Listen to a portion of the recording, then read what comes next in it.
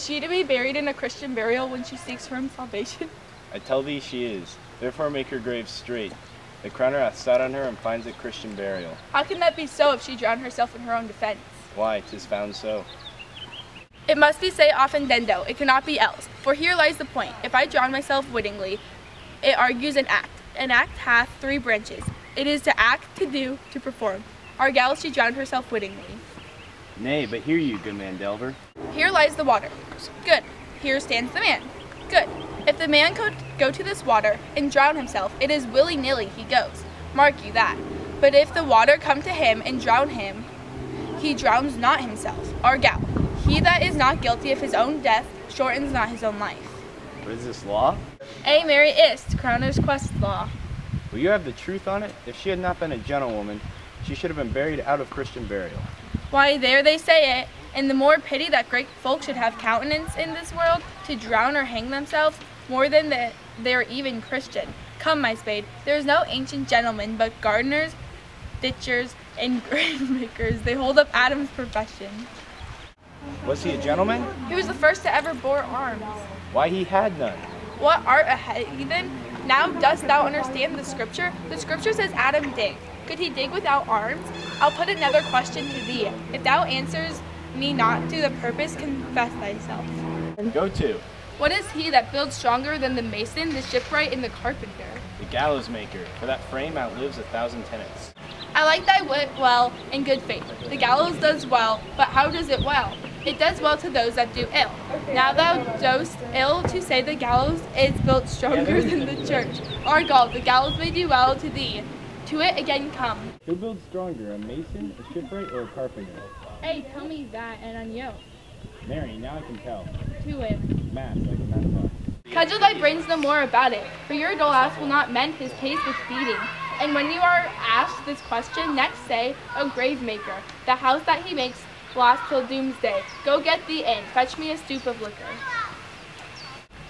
In youth when I did love, methought it was very sweet to contract all the time, for my behave only thought there was nothing of meat.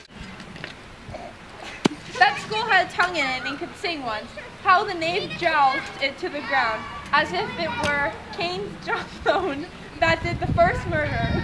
And by the pale of a politician, we just ask now overreaches, one that could circumvent. God, might it cut? It might, my lord. Or of a courtier, which could, good morrow, sweet lord, how dost thou, good lord? This might be, my lord, such a one, that praised my lord such a one's horse, when he meant to beg it, might it not? Aye, my lord. Why, even so, and now, my lady worms, Chaplison knocked about the mazard with a sexton's spade. Here's fine revolution, and we had the trick to see. Did these bones cost no more the breeding, but to play at loggets with them? Mine a ched, oh, think on't. A pickaxe and a spade for a shrouding sheet, oh, a pit of clay for to be made for such a guest as me. There's another. Why may not that be the skull of a lawyer? Where be his quiddities now, his quillities, his cases, his tenures, and his tricks? Why does he suffer this rude knave now to knock him about the sconce with a dirty shovel, and will not tell him of his action of battery? This fellow might be in his time a great buyer of land, with his statutes, his recognisances, his fines, his double vouchers, his recoveries. Is this the fine of his fines and the recovery of his recoveries? To have his fine pate full of fine dirt? Will his vouchers vouch him no more of his purchases, and the double ones too, than the length and breadth of a pair of indentures? The very conveyances of his lands will hardly lie in his box, and must the inheritor himself have no more, ha? Not a jot more, my lord. Is not parchment made of sheepskins? Aye, my lord, and the calfskins too. There are sheep and calves which seek out assurance in that. I will speak to this fellow. Whose grave's this, sirrah? It is mine. Oh, a pit of clay, for that he made, for such a guest is met. I think it be thine indeed, for thou lie in it. You lie in it, sir, therefore it's not yours. For my part, I do not lie in it, yet it is mine. Thou dost lie in it to be in it, and say it is thine. 'Tis for the dead, not for the quick, therefore thou liest. 'Tis a quick lie, sir, it will gain away from me to you. What man dost dig it for? For no man, sir. What woman then? For none either. Who's to be buried in it? For one that was a woman, sir, but rest her soul, she's dead now. How absolute the knave is! We must speak up by the card. or equivocation will undo us. How long hast thou been a grave maker? Of all the days in the year, I came to it, the day that our last king Hamlet overcame Fortinbras. How long is that since? Cannot you tell that? Every fool can tell that. It was the very same day that young Hamlet was born, he that is mad and sent to England. Why, Mary, why was he sent to England? Why? Because he was mad. He shall recover his wits there, and if not, it won't be a great matter. Why? Why? Because it will not be seen in him there. The men are as mad as he. How came he mad? Very strangely, they say. How strangely? By losing his wits. Upon what ground? Why, here in Denmark. I've been sexton here, man and boy, 30 years. How long will a man lie in the earth ere he not rot? Faith, if he not be rotten before he die, as we have many pocky corpses nowadays, that will skein had the layin in, he will last 8 or 9 year, a tanner will last you 9 year. Why he more than another? Why, sir, his hide is so tanned with his trade that he will keep out water a great while, and your water is scared decayer of your horse undead body. Here's a skull now. This skull has lain in the earth 23 year. Whose was it? A horse and mad fellow's it was. Who do you think? Nay, I know not. This? I'm that. Let me see. Alas, poor Yorick, I knew him, Horatio, a fellow of infinite jest, of most excellent fancy. Wherever you drives now, your gambols, songs. Now get you to my lady's chamber, and tell her, let her pain an inch thick, to this favor she must come. Make her laugh at that, prithee. Horatio, tell me one thing. What's that, my lord? Dost thou think Alexander looked of this fashion in the earth, Even so. and smelt so? Even Ha! so, my lord. Even so, my lord. To what praise uses we may return, Horatio? Why may not imagination trace the noble dust of Alexander till he find us stopping a bunghole? Consider too curiously to consider so. No, faith, not a jot, but to fall on thither with modesty enough and likelihood to lead it, and thus Alexander died, was buried, but turneth to dust, dust in the earth, of earth we make loam. And why out of the loam whereto he was converted might they not stop a beer barrel? Imperious Caesar, dead bound, turned into clay, might stop a hole to keep the wind away, but soft away. Here comes the king and the queen and the courtiers.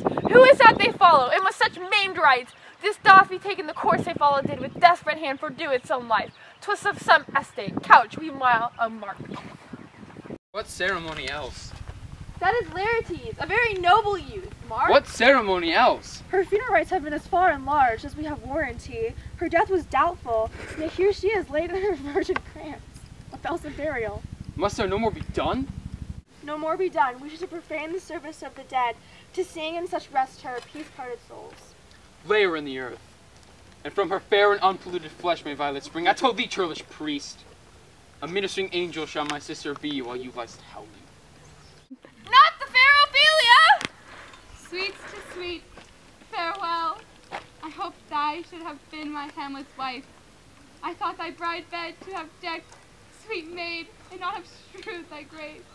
O treble woe fall 10 times treble on that cursed head, whose wicked deed thy most ingenious sense deprived thee of. Hold off the earth a while, till I have caught her in my arms once more. Now pile your dust upon the quick and dead, till of this flat a mountain you have made, toward atop old Pelion or the skyish head of blue Olympus. What is he whose grief bears such an emphasis, whose face of sorrow conjures the wandering stars and makes them stand like wonder-wounded hearers? This is I, Hamlet the Dane. The devil take thy soul! Thou payst not well. I pray thee, take thy fingers from my throat, for though I am not splenitive and rash, yet I have something in my dangerous. But let my wisdom hold off thy hand. Pluck them asunder! Hamlet! Hamlet! Gentlemen! Good, my lord, be quiet! Why? I will fight with thee upon this theme until my eyelids no longer wag. Oh, my son, what theme? I loved Ophelia. 40,000 men with all their quantity of love could not make up my sum. What wilt thou do for her? Oh, he is mad, Laertes! Swoons. Show me what thou do. Woot weep, woot fight, woot fast, woot tear thyself, woot drink a bells, I eat a crocodile. I'll do it. Dost thou came here to whine, to outface me with leaping in her grave, be buried quick with her, and so will I. If thou pray to mountain, let them throw millions of acres on us till our ground singing his pate against the burning zone. The rumors I throw also. This is mere madness. and thus a wild fit will work on him anon, as patient as a female dove when that their golden couplets are disclosed, his silence will sit drooping. Hear me, sir, what is the reason that you use me thus? I loved you ever, but it is no matter. Let Hercules do what he may, the cat will mew and the dog will have its day. I pray thee, good Horatio.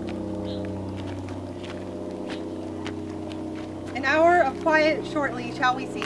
Till then our patients are proceeding thee.